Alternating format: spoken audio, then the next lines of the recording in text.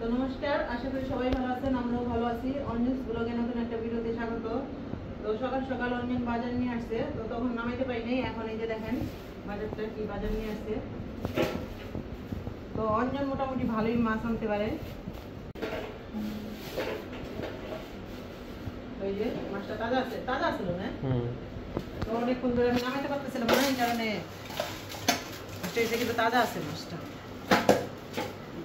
মাছটা কিন্তু একদম ফুল, তাই না? এখানে চিংড়ি মাছ, চিংড়ি মাছের সাইজটাও খুব ভালো। আর চিংড়ি মাছ দিয়ে আজকে রান্না করবো মুগ ডাল। মুগ ডাল দিয়ে চিংড়ি মাছ, সাথে কচু দিব। ওর সাথে থাকবেন, দেখবেন। আর আমি সবকিছু কেটে মানে একবারে ধুয়ে রেডি করে নিয়ে আসি, তারপরে রান্না করবো। আমাদের সাথে থাকবেন। এই যে পরিমাণ মতো মুগ ডাল নিয়ে নিছি চিংড়ি মাছ রান্নার জন্য। তো মুগ ডালটা আগে ভেজে নেব। আর আজকে মুগ ডালটা একটু লাল লাল করে ভাজবো, তাই না?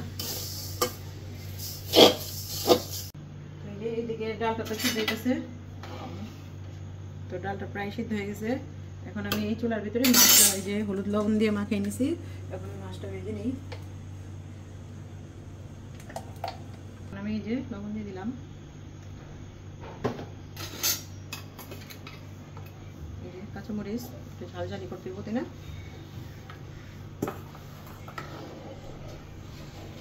তো কাঁচামরিচও দিয়ে দিলাম।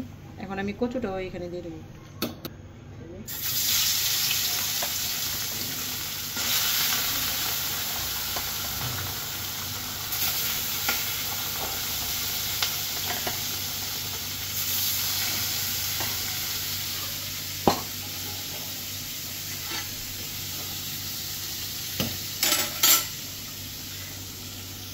এই যে এখন কচুটাও সেদ্ধ হওয়ার জন্য মানে কাঁচামরিচের সাথে একসাথে দিয়ে দেবো।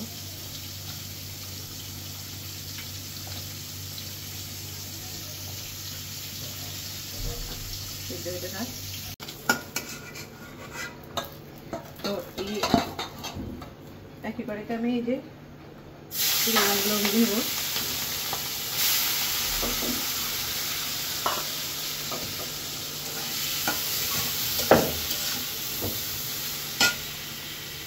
আমার একটু হলুদ, লবণ লবণ আর হলুদ দিয়ে দেবো। হলুদ একটু ভালো ভালো হোক।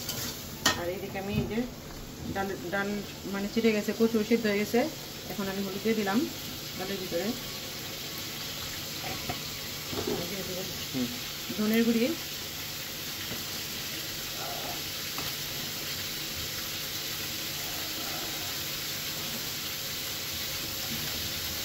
এখন এখানে চিংড়ি মাছটা দিয়ে তারপরে আমি সোমবার দিয়ে দেবো। হয়ে গেছে, এখন আমি যে চিংড়ি মাছটা দিয়ে দিলাম।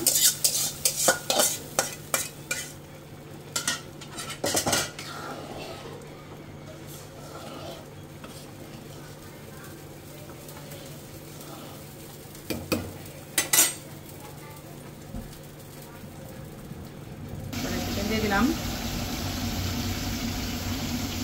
শুকনো মরিচ, তেজপাতা,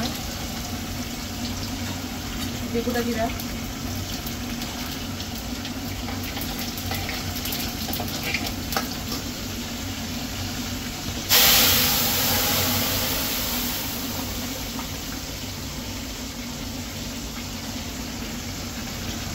একটা জিরা বাটা দিয়ে দিব আমি এখানে ডালে।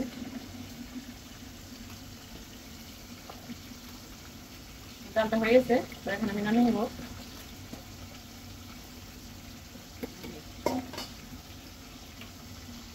তরকারিটা বসাই দেবো। তো তরকারির জন্য যে তেজপাতা, জিরা, এখানে যে আলু আর বেগুন কাটা আছে, আজকে শুধু আলু আর বেগুন দিয়ে রান্না করবো।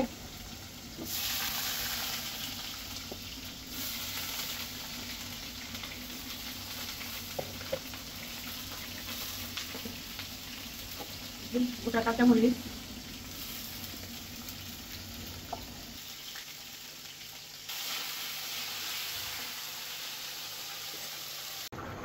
এই যে তরকারিটা তো হয়ে গেছে।